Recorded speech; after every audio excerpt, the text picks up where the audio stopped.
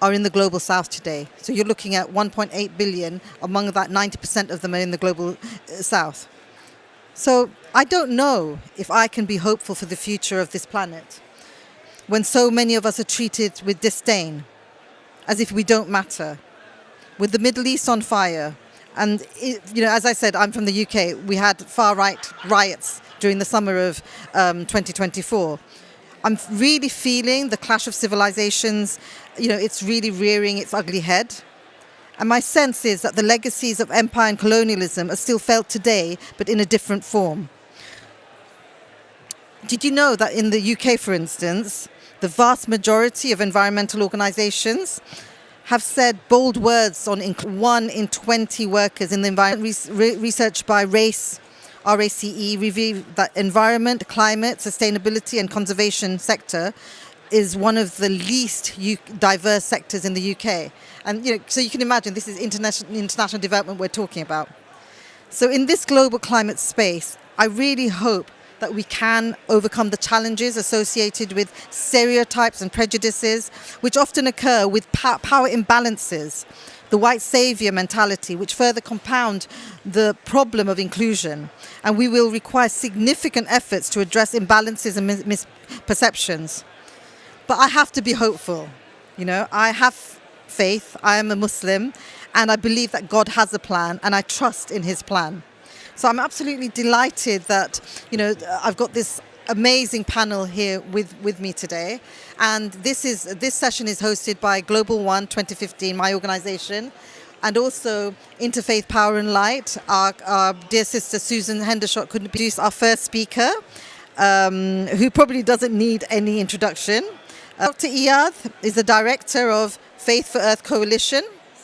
And for 40 years, he looks young, but, he's been around. He's held senior level positions at the landing graduate from there. And all I just has for the Faith for Earth initiative within the United Nations Environment Programme is to be commended. And I'd like speakers to say a couple of words, say about 5-6 minutes. 6 minutes I have for you, if you could address it, is in terms of the United Nations Environment Programme's Faith for Earth, how is UNEP's structure aimed at giving women more agency in the climate space, and how can your Interfaith Women's Council that you're working towards, how can that work towards climate justice for women? And finally, as this COP is focused on climate finance, you may wish to tell us a little bit more about how you feel the loss and damage fund could be administered. Okay, if everyone can give a round of applause to Dr. Iyad.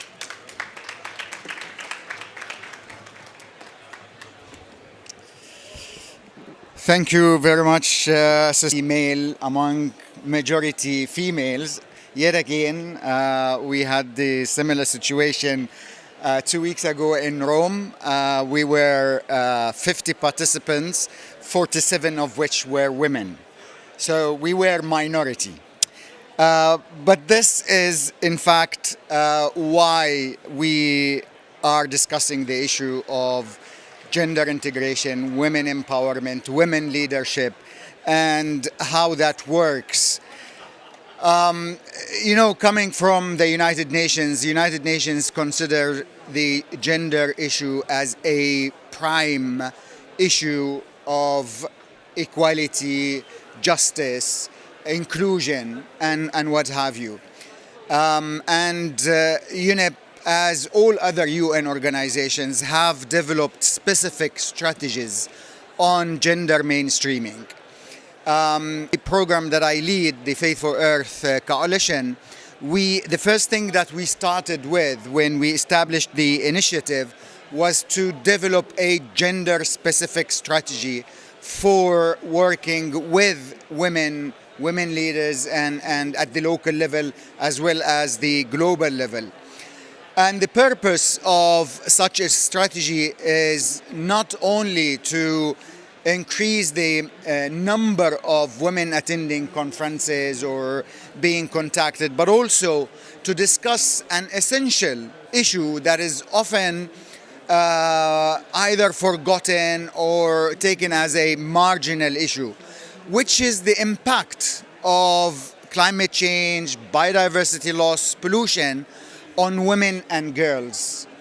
And probably everybody has been hearing that the most impacted by climate change are actually women, girls, indigenous communities, and the underprivileged. I hate to equate women with underprivileged, but they are underprivileged in terms of given the leadership role that they deserve and that they are in fact already assuming at different levels. So in addition to the specific targeting the issues of gender in the interfaith arena, the issue of research and knowledge is also important to this area. Because I challenge most of us, we don't know exactly what are the impacts, the real impacts, the actual impacts, and how it is measured of climate change and all the other triple planetary crisis issues. They impact women and girls at all levels. We know of it, that it is a major issue, but we don't have scientific evidence and indicators that would allow us to increase that issue. So this is the lack of data is very important for us, and we are working on it. Over the past few years, we have held a number of global meetings, conferences, with the support of our Swedish partners, SIDA, on the nexus between faith, gender, and the environment. And it was a global conference, but with regional hubs. So we took the priorities in each of the regions separately, and then we established a common a global policy paper, and it's available on the internet. The issue of leadership among women faith leaders is a problem, knowing that most of our religious leaders are men, and there's nothing wrong with that. I mean, it has been such an approach for centuries. We're not trying to change that, but what we should change is to give women faith leaders an avenue of leading the change, the transformation, along with the patriarchal system of faith leaders. And this is why UNEP Faith for Earth has seen an opportunity for or in the establishment of the Interfaith Women Faith Leaders Council. The issue is that when we hold faith leaders meetings, last week we had one here in Baku. We had 350 participants, 3 of whom were women. So there is a real problem. Now, in the establishment of the Interfaith Women Faith Leaders, we will give an opportunity for women leaders to sit with men faith leaders and discuss the issues of, the leadership of women, the gender issues, addressed by religions, and how we can empower women and give them the chance to lead at all levels, whether it is global, regional, and local. That is also part of the overall coalition of the Faith for Earth, as we also have a youth council within the coalition. So the tripartite of high-level faith leaders, mainly men, interfaith women leaders, and the young faith leaders will, ensure the intergenerational and intergender issues being addressed by the 3 councils. and putting them in that setup is more important than asking the men faith leaders to include women within their constituency, because that is, I believe, a lost battle, and we will face tremendous opposition. But then having the three councils working together and alongside one another probably will be more effective. So, in 1 minute, the issue of the funding of loss and damage. It was established last year. This year there has been some changes. The most important change, which I believe is a positive change, is the constitution of the board, which is now constituted of 26 member states. 14 of them are developing states. That is giving developing states higher opportunity to raise their concerns within the mechanism of the loss and damage. However, what remains important is, as it has been mentioned time and again since the morning, is how do you climate change? And this requires a lot of work, specifically and especially as related to religions and their practices.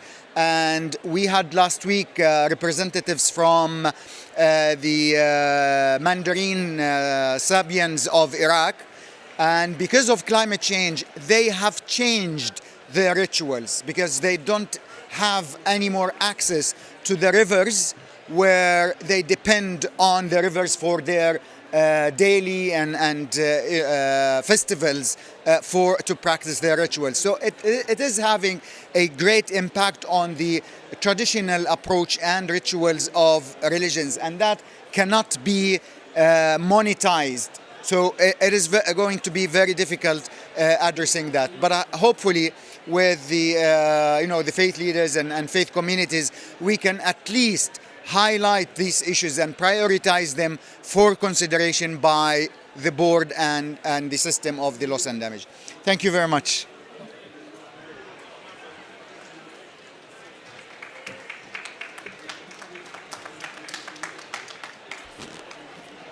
Shukran. Can you all hear me? Yeah. Shukran, Dr. Iyad, for that 7-minute fast turnaround. That was wonderful. Thank you so much. The next person I'd like to invite to speak is Natavan Mamadova. She's actually on the COP29 organizing committee, so we're being hosted by her and her wonderful country. Natavan is not only a member of the COP organizing committee, but she's also the Secretary General of the Azerbaijan National Confederation of Employers and Entrepreneurs Organization. She has over 20 years experience across the public and private sector, international financial institutions and NGOs, and she's a seasoned development professional. Natavan currently serves as the chairlady of Birga V Salam Public Union, I hope I pronounced that correctly, a non-profit organization dedicated to assisting children with autism and their families. And I hope she'll, speak a little bit to that a little bit later. And her previous roles have included advisor and head of client coordination at McKinsey, as well as executive director of the American Chamber of Commerce. So I'm delighted to invite Natavan to come and speak. She'll be speaking, if you could kindly speak, about the work, how we can work at a just transition and the role of banks and corporations in supporting female enterprises looking at the decarbonisation agenda. Thank you so much, Natavan.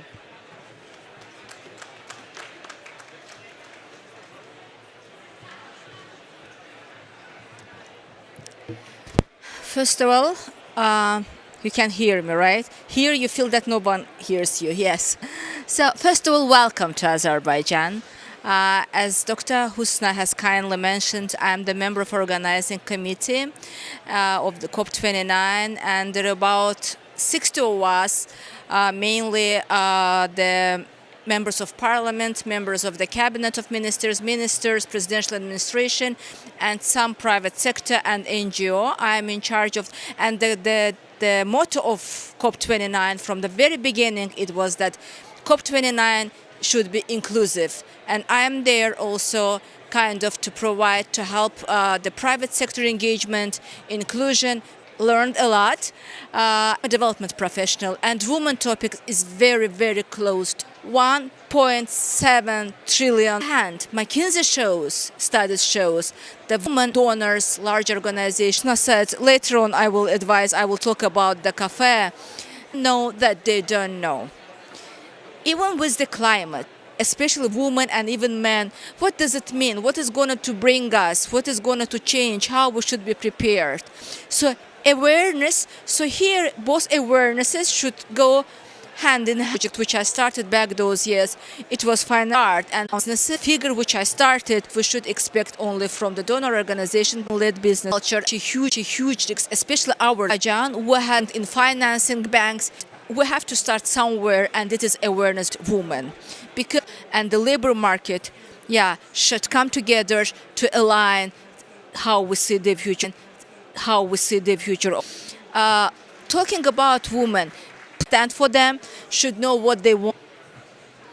To now do is invite one of our organisers. How can we get justice for women climate refugees, and what is the work that the Brahma Kumaris sent in? We were talking about inner peace and outer peace, and honestly I just felt so much peace in the centre, and the love and affection, and I can see compliment in interreligious dialogue, and represents the Brahma Kumaris on the board of World Religions of the initiative.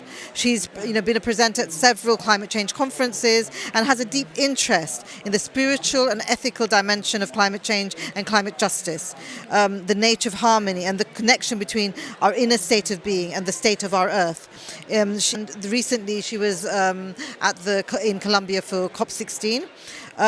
Finally, she's part of the strategic circle of the Spirit of Humanity Forum, offering a safe space for dialogue among leaders and change makers seeking transformation. That's today. Please, Maureen, take the stage.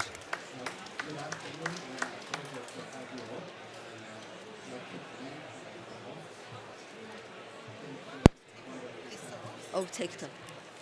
That's it, yeah. Thank you.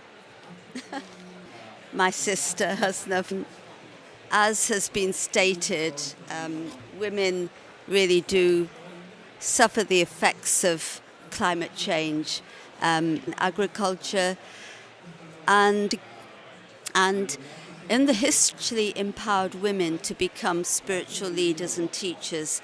And this was something that was totally unheard of at the time.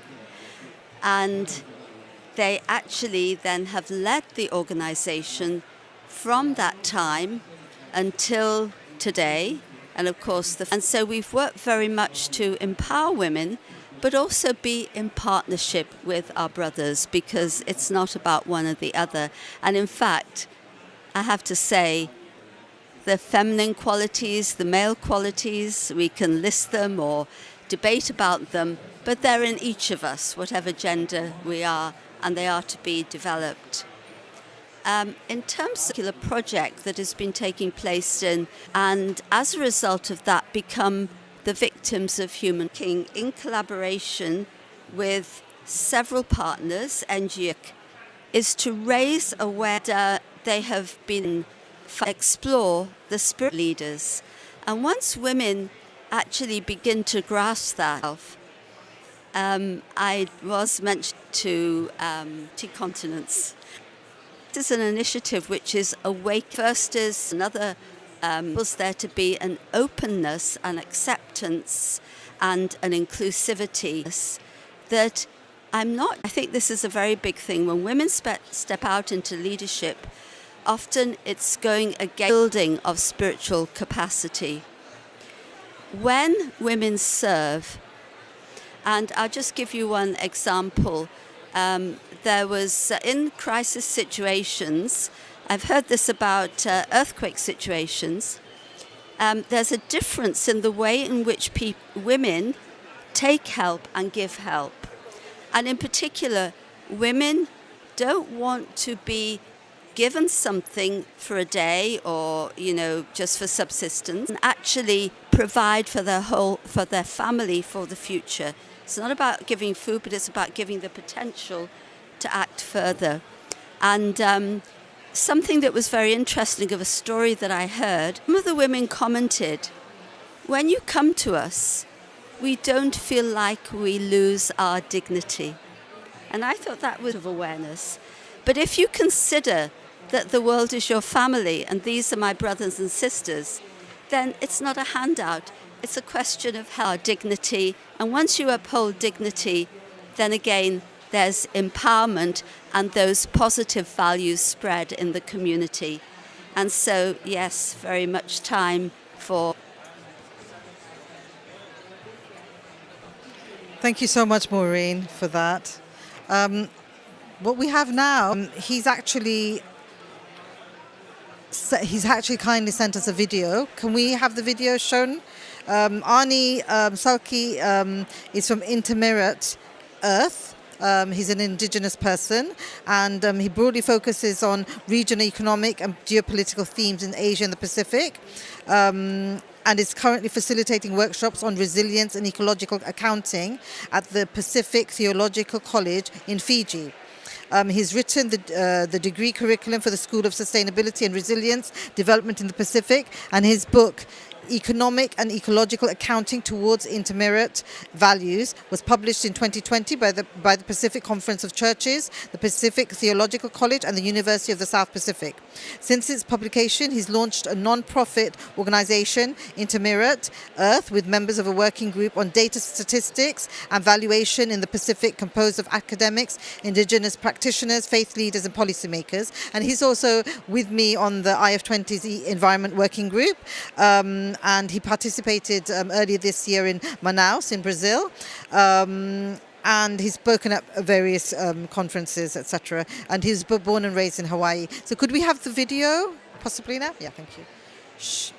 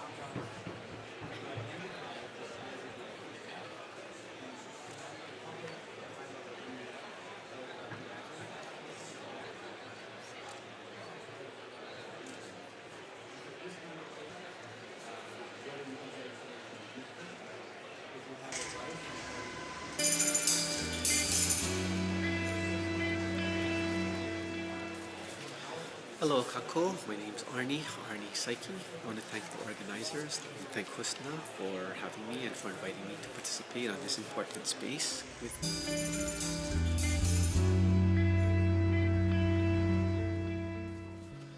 Hello, Kako. My name's Arnie Saiki. I want to thank the organizers and thank Husna for having me and for inviting me to participate on this important space with you. And I'm sorry that I'm not there.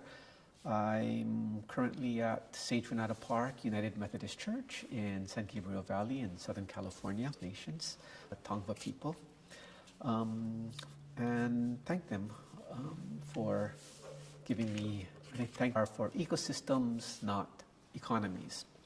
5 young academics representing their community's robust cultural knowledge, part of this program, the largest trillion-dollar defense agencies and some of the big, large, and exploit ecological, local knowledge with their communities ready to build upon this resilience and sustainability.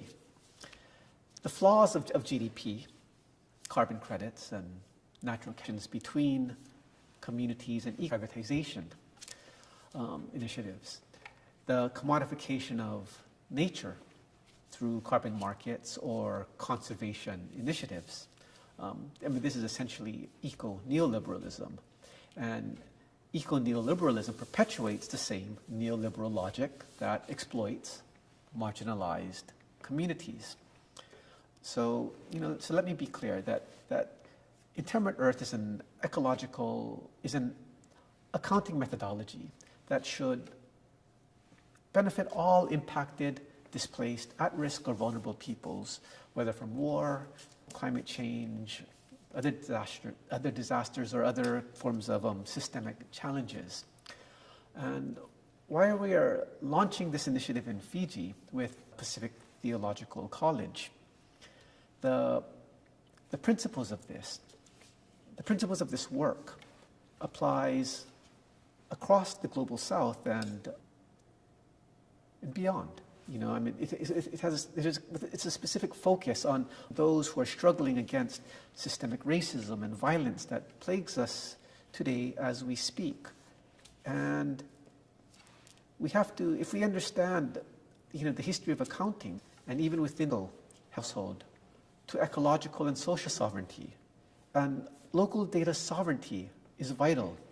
Communities must own and control their data. They need to decide how it's used and ensure that it benefits them. Translocal commodification can empower these communities to adapt and thrive, to gain access to infrastructure. For example, Interment accounting emphasizes what we call baseline offsets, which measures communities' interactions with ecosystems to address ecological degradation and understanding equation, which is rooted in grounded in soil. And my name is Arnie. Accounting and what we realize, what I went up to the floor because I'm just concentrating upon the finance sector is a huge area. So could you just tell us? But really, and this is how my journey started. Inclusive Cafe in Nazar like 6 weeks ago, but it will be huge support to us. The state population of Azerbaijan Republic provided all my contacts around what they do. Such a different place for COP29. So they're in C-zone, food of our autistic kids when he just started talking again. Kaşık in Turkish and Azerbaijani, it stands for spoon. Salata stands for salad. He mixed these two words, made one word, kashalata, and he would name these people, and now we have it. This is how the water is the cheapest in our cafe. So thank you. Many people, women speak about climate change has the face of a woman. And, what really touched me, Maureen, when you were talking about dignity, because for me, in terms of my organisation, Global One, and the work that we do, what we want is we don't want just to help women. We want to empower them. We want to give them dignity and honour. And I think that's something that's very critical because that's the... So we've been talking about interfaith. So in terms of from my perspective, there's so much although there's so much that we have in common, there's so much conflict in the world. And in terms of your perspective, how do you feel that we can move forward as women leaders to build peace? Thank you. Yes, a very important dimension. What's within is reflected without. It's a reflection of the peacelessness that is within us at this time. The peace. And it's so important to be able to touch the peace that is inside each and every one of us. We all have inherent goodness, every human being, or we could say every human soul. And that goodness is made up of peace, of love, of compassion, of wisdom. But because of the many influences we're subject to, often this identity within us gets buried. And then there's an emptiness, and then we rely on our external identities to do with our role or our position. If that becomes threatened, then we can become defensive, we can become maybe angry, violent, but if you actually extrapolate that for the self and a lack of love for the self and a lack of being able to access the peace that we all have inside, and once we can do that, we begin to see ourselves, the world and others in a very different way and in a very inclusive way. Thank you. Thank you so much, Maureen. That was beautiful. And if I can summarize what Maureen had said in her presentation earlier when she was speaking about the fact that, sometimes the world is going in one direction, but because you have a moral compass within you, you want to actually, you go in a different direction because, that is what your teachings have taught you, and that's the way you want to go. And I've noticed, within the United Nations, I'm really proud of Antonio Guterres and others like UNHCR, etc., who are really, have a moral compass in terms of how they're speaking. So in terms of United Nations Environment Programme, you were mentioning that we don't have enough evidence and you don't have ways to measure leadership. So, what would you say, for instance, to the Azerbaijan government? And I don't know if United Nations Environment Programme, whether you're allowed to say it, but I'm just putting it out there, and you can tell me that you're not allowed to say that, about the fact that last week, we only had 3 women at the Faith Leader Summit, number one. Number two, in terms of the, you've been talking about the environment and the triple planetary, and I've mentioned that there's a poly crisis going on. How do you look at the conflict that's happening in the world and understand that sometimes climate change is not all that we should be looking at? We should also be finding that a way of looking at the conflict and climate change and trying to find solutions. It's a lot to put on you, Dr. Yad, but I'm going to ask you. Well, if you have 2-3 hours, we would discuss all of this. But let me start by reiterating the issue of the evidence and the indicators and how important it is. If you've all seen the latest SDG report, it says that the global community, all countries of the world, indicators of the Sustainable Development Goals. This is shameful for humanity and for the international community. 30% of the indicators do not, or the goals do not have indicators yet approved by the international community, and the lack of mechanisms to measure these indicators. So we are facing a the infrastructure for another years after 2030. We need to in achieving the goals of living in dignity and justice and harmony with women. And I have mentioned it in my reports and articles that we're not only facing a triple planetary crisis, and in fact, if you will read the recent UNEP reports, we stopped calling the now we're moving into, or we are in, the poly crisis. The poly crisis is a crisis of environmental challenges, economic challenges, social challenges, in terms of you have to live with peace with yourself to be able to live in peace with others. But the problem that all of us, I challenge any one of you, we all love one. Or I think, or I feel that I am living in utopia. That is this, friends. We are faced with the reality that we don't love one another. We have so many differences. We cannot even talk. And when you listen to the news, you start cursing. I mean, the other background and so on. It is an issue that needs to be addressed from the womb of the woman. Something that is engraved in each and every one of us, and that will hopefully take us into maybe not next generation, maybe the generation after, when we have this army of humans who believe in the coexistence. No, I have to have control of this resource or that. Then probably we can live in peace together. Panel today, along with Arnie. I want to open up the questions. The sister in the pink. We have another. Uganda. I'm very passionate. So it's really important that we are advocating for women. Have given us the spaces as women, but you're not actually seeing the women up there.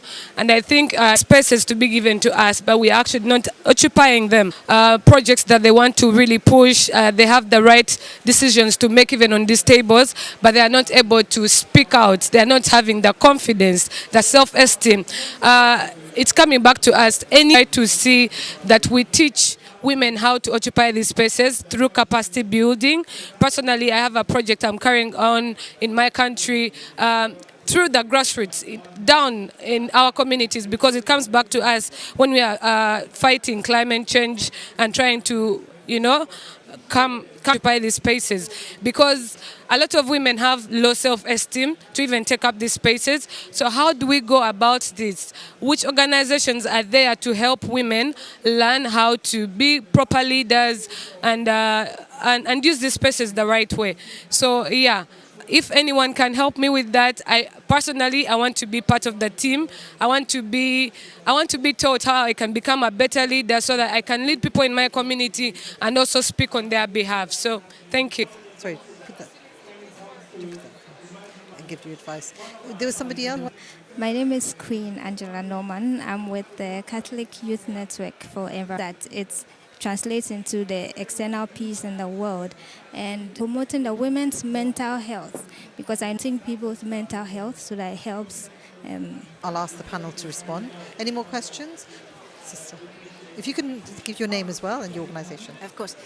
Hi, my name is Gudrun Cartwright, and I work for a charity in the UK called people are getting leaders and the grown-ups of now actually make it so that...